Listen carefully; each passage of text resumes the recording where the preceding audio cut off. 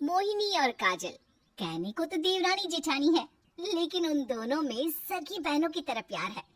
दोनों एक दूसरे के हर काम में हाथ बटाती। जहाँ देवरानी मोहिनी थोड़ी फैशनेबल है, वहीं जेठानी काजल बहुत सिंपल।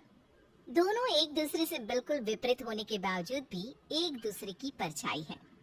क्या इन दोनों का प्यार ऐसे ही बना रहेगा, या फिर दोनों के बीच नफरत की खाई इतनी बढ़ जाएगी कि उसे लांघना मुश्किल नहीं, नामुमकिन हो जाएगा। आइए जानते हैं हमारी इस कहानी में। भाभी, आप मुझसे बिना बोले किचन में आई कैसे? मैंने बोला है ना, जो काम करेंगे वो साथ में करेंगे।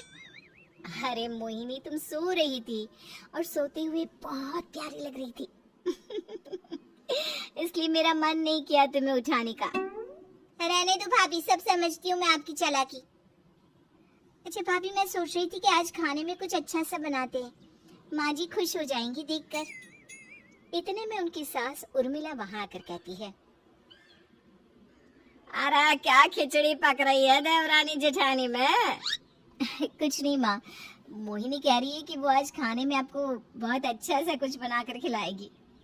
इस तरह तीनों सास बहुओं का दिन हंसी खुशी बीत जाता है। काजल का एक बेटा जय भी है, लेकिन मोहिनी की गोद शादी के कई साल बाद तक सुनी है। एक दिन उर्मिला मोहिनी से कहती है, मोहिनी बहू, तेरी शादी को कितने साल हो गए, अभी तक तूने हमें कोई खुशखबरी नहीं दी। देख, जितना ज्यादा देर करेगी ना बच्चा करने में, आगे चलकर तुझे ही परेशानी का सामना करना पड़ेगा। इसलिए तुझे जल्दी ही बच्चे के बारे में सोचना चाहिए। अपनी सास की बात सुनकर मोहिनी सोचने लगी, क्या माँ सुबह सुबह बच्चे का राग आलापने लगी? अगर मैंने बच्चा किया तो मेरा फिगर खराब हो जाएगा। लेकिन बच्चा भी तो करना ही है, कब तक इस बात को मैं टालती रहूंगी? अरे बहू, क्या सोच रही है? जो मैं कह रही हूँ सुन भी रही है क्या? हाँ माँ, आप सही कह रही हैं। मैं कल ही किसी अच्छे डॉक्टर के पास जाती हूँ। अगले दिन मोहिनी डॉक्टर के पास से घर आती है तो उसका चेहरा उतरा हुआ था। काजल और उर्मिला उसे देखकर कहती हैं, मोहिनी, क्या हुआ तुम्हें?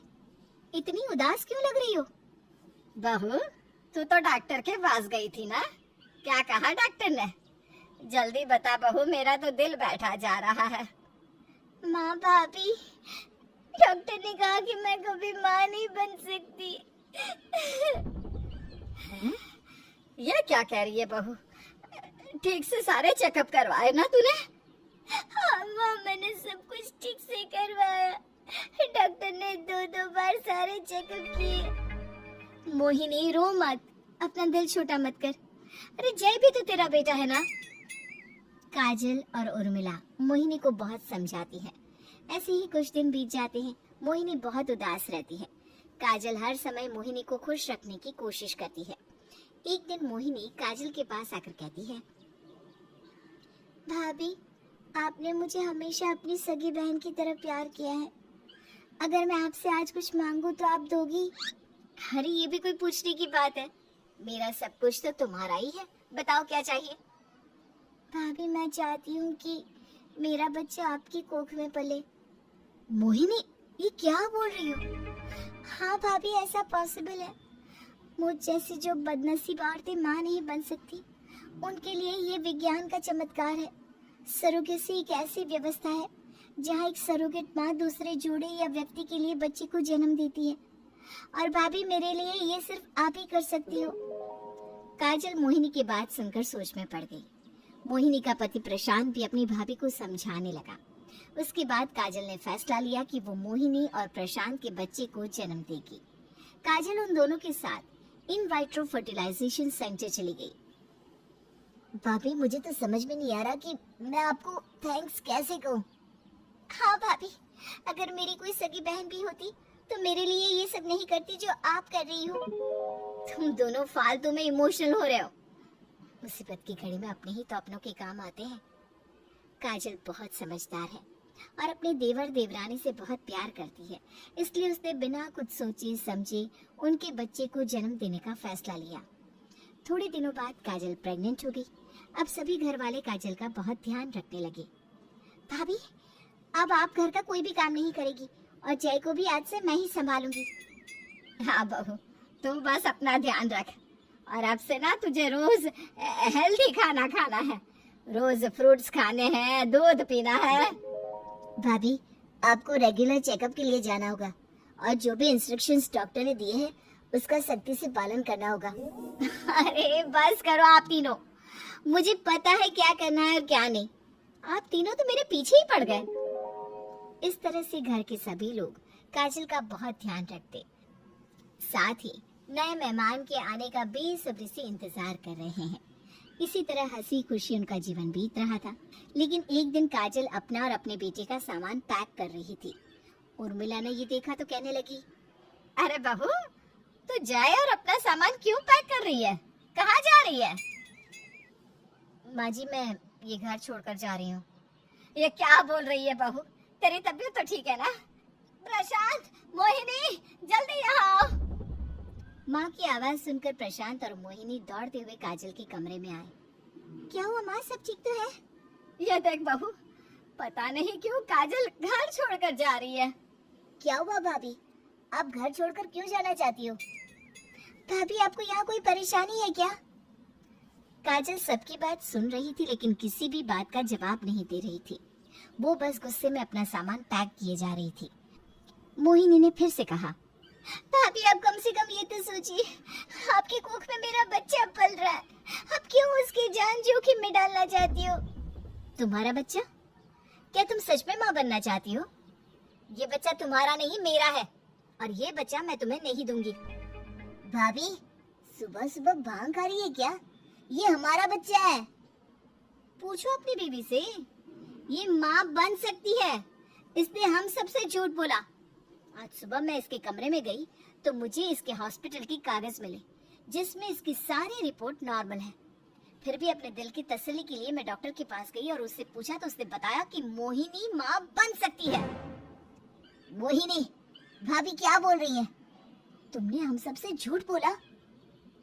काजल की बात सुनकर मोहिनी के चेहरे का रंग उड़ गया। तभी उर्मिला ने कहा, बहू तेरी खामोशी सब बता रही है। अब तू ये बता कि तूने हम सबसे झूठ क्यों बोला?